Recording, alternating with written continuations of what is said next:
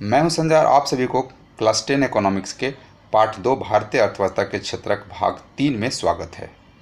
आज हम लोग इस भाग में पढ़ेंगे अधिकांश लोग कहाँ नियोजित हैं, जिसमें हम लोग देखेंगे बेरोजगारी, और बेरोजगारी में हम लोग पढ़ेंगे छुपी हुई बेरोजगारी, प्रच्छन्न बेरोजगारी, अल्प बेरोजगारी और मौसमी बेरोजगारी। दूसरा टॉपिक पढ़ेंगे अतिरिक्त रोजगार का सृजन कैसे हो, जिसमें हम लोग प्रमुख रूप से मनरेगा को जानेंगे, और अंत में हम लोग देखेंगे बोर्ड एग्जाम में पूछे जाने वाले प्रश्न। तो आइए शुरू करते हैं। सबसे पहले अधिकांश लोग कहाँ नियोजित हैं।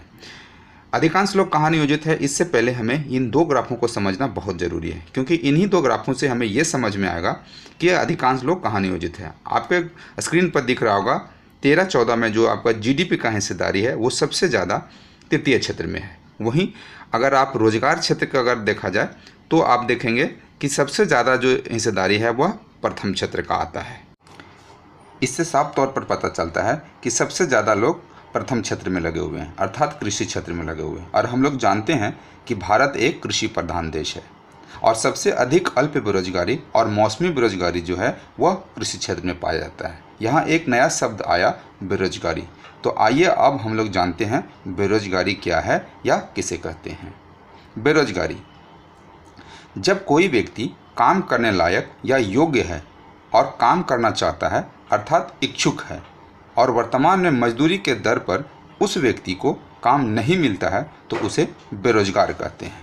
अर्थात वर्तमान मजदूरी के दर पर कोई व्यक्ति जो काम करना चाहता है, अगर उसको काम नहीं मिलता है तो उसे हम बेरोजगार कहते हैं।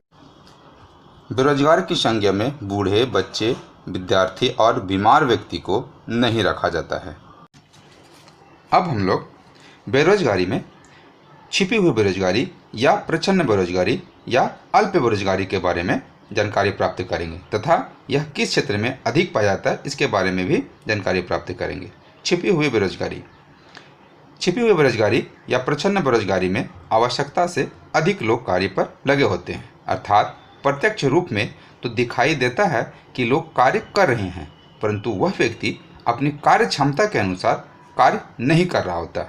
इस स्थिति को छिपी हुई बेरोजगारी या प्रच्छन्न बेरोजगारी कहते हैं। इसे हम अल्प बेरोजगारी भी कह सकते हैं। इस प्रकार की बेरोजगारी सबसे अधिक कृषि क्षेत्र में पाया जाता है। जहां 5 लोगों की आवश्यकता है वहां 7 लोग लगे होते हैं, अर्थात आवश्यकता से अधिक लोग कार्य पर लगे होते हैं। अगर इन 7 लोगों में से 2 लोगों को हटा दिया जाए, अर्थात 7 - 2 = 5, अगर 5 लोगों को से ही काम इससे किया जाए तो इससे उत्पादन में कोई फर्क नहीं पड़ेगा। अतः यहाँ 2 लोगों को हम छिपी हुई या प्रच्छन्न बेरोजगारी कह सकते हैं। अब हम इसी कड़ी में एक नए बेरोजगारी अर्थात खुली बेरोजगारी की चर्चा करेंगे। खुली बेरोजगारी इस प्रकार के बेरोजगारी में श्रमिकों के पास कोई काम नहीं होता है और श्रमिक बेकार बैठा होता है, तो इसे हम खुली बेरोजगारी कहते हैं। इस प्रकार की बेरोजगारी अधिक शहरों में पाया जाता है, अर्थात जब श्रमिक के पास कोई काम नहीं होता है और वह बेकार बैठा होता है तो इस परिस्थिति को हम खुली बेरोजगारी कहते हैं। अब हम एक नई बेरोजगारी अर्थात मौसमी बेरोजगारी के बारे में जानेंगे। मौसमी बेरोजगारी क्या है? मौसमी बेरोजगारी अधिकतर कृषि क्षेत्र में पाया जाता है, क्योंकि कृषि कार्य में लगे लोगों को मौसम के आधार पर जुताई, बुआई, कटाई आदि कार्यों के समय रोजगार प्राप्त होता है, बाकी समय रोजगार प्राप्त नहीं होता है। अतः इसलिए इसे मौसमी बेरोजगारी कहते हैं, अर्थात मौसम के आधार पर लोगों को रोजगार प्राप्त होता है और बाकी समय वह बेकार बैठे होते हैं, तो इस परिस्थिति को हम मौसमी बेरोजगारी कहते हैं। हम लोगों ने कई प्रकार की बेरोजगारियाँ भी पढ़ा, और जिसमें यह पता चला कि बहुत लोगों का रोजगार प्राप्त नहीं होता है। अतः इसलिए अब अतिरिक्त रोजगार का सृजन कैसे हो इसके बारे में चर्चा करेंगे। उपयुक्त चर्चा से हम देख सकते हैं कि कृषि क्षेत्र में अल्प बेरोजगारी की गंभीर स्थिति बनी हुई है। कुछ लोग ऐसे हैं जिन्हें बिल्कुल रोजगार नहीं मिल पाता। लोगों के लिए रोजगार की वृद्धि कैसे की जा सकती है, हम कुछ तरीकों की चर्चा करते हैं। तो आइए अब देखते हैं कि अतिरिक्त रोजगार का सृजन हम कैसे कर सकते हैं, अर्थात अधिक से अधिक लोगों का रोजगार हम कैसे दे सकते हैं। अतिरिक्त रोजगार का सृजन हम निम्न प्रकार से कर सकते हैं। जैसे खेती के लिए कुओं का निर्माण कर सकते हैं, नहर का निर्माण कर सकते हैं, खाद बीज या पंप सेट का हम व्यवस्था कर सकते हैं। सरकार द्वारा अगर बैंक तथा ऋण की अगर व्यवस्था कर दी जाए तो लोगों को अधिक से अधिक कृषि कार्य वह कर पाएंगे।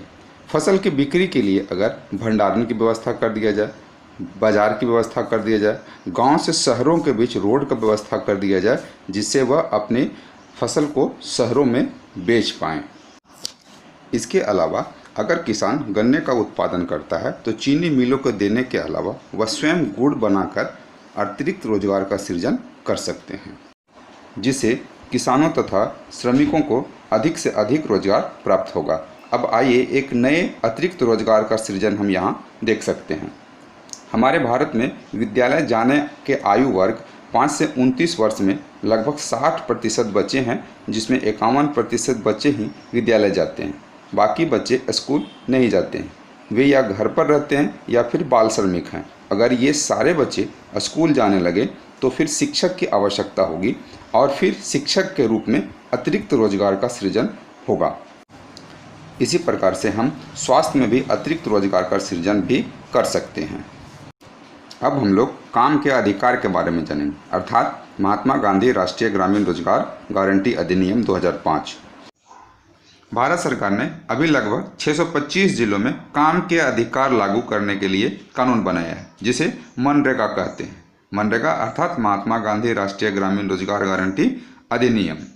मनरेगा को 7 सितंबर 2005 को विधान द्वारा अधिनियमित किया गया। यह योजना सबसे पहले 2006 में 200 जिलों में लागू किया गया था, फिर इसे पूरे भारत में लागू कर दिया गया। यह योजना गरीब परिवारों तथा उन सभी श्रमिकों को रोजगार देगा जो काम करने में सक्षम हैं और जिन्हें काम की आवश्यकता है। यह योजना ग्रामीण क्षेत्रों में वर्ष में 100 दिन रोजगार की गारंटी देता है और यदि सरकार रोजगार उपलब्ध कराने में असफल रहती है तो श्रमिकों को रोजगारी भत्ता दी जाएगी। इसमें उन कामों को वरीयता दी जाएगी जिसमें भविष्य में भूमि में उत्पादन बढ़ाने में मदद मिलेगी। अब हम लोग बोर्ड एग्जाम में पूछे जाने वाले प्रश्नों के बारे में चर्चा करेंगे, जो वीडियो के इस भाग से अर्थात जो अभी आप पढ़े हैं उस भाग से क्वेश्चंस आपका बोर्ड एग्जाम में आ सकता है। पहला क्वेश्चन हो सकता है, प्रच्छन्न बेरोजगारी से आप क्या समझते हैं? शहरी एवं ग्रामीण क्षेत्रों से उदाहरण देकर व्याख्या कीजिए। और दूसरा क्वेश्चन हो सकता है, खुली बेरोजगारी और प्रच्छन्न बेरोजगारी के बीच विभेद कीजिए। ये दो क्वेश्चंस आपको वीडियो के इस भाग से आपका क्वेश्चंस बोर्ड एग्जाम में आ सकता है। आज के वीडियो यहीं तक और नेक्स्ट वीडियो में फिर मिलेंगे। तब तक के लिए धन्यवाद।